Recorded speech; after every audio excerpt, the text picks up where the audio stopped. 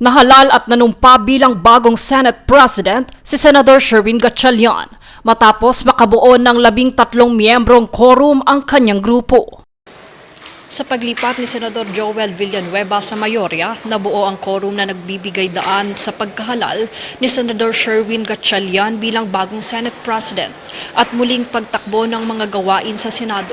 Kabilang na rin dito ang pagdinig sa kontrobersya sa flood control projects. Dito naging mahalaga ang pagdalo ni Senador Joel Villanueva dahil nagbigay ito ng dagdag na boto sa kampo ni Gatchalian. Dahil din dito formal nang napalitan ang liderato ng Senado matapos ang ilang linggong pagtatalo sa pagitan ng kampo nila Gatchalian at Senador Alan Peter Cayetano. Kasunod dito nahalal din si Villanueva bilang Deputy Majority Floor Leader ng Senado.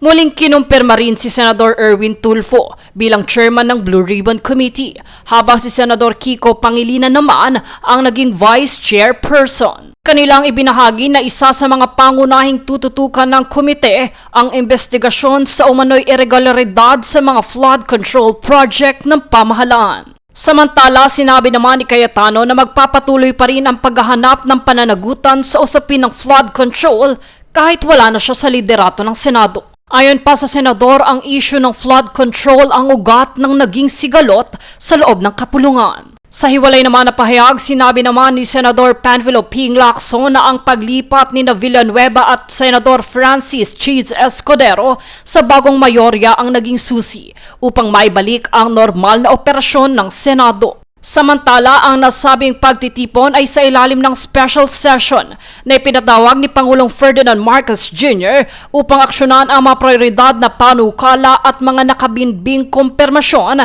ng Commission on Appointments. Jade Buhoy, nag-uulat para sa Golden Nation Network.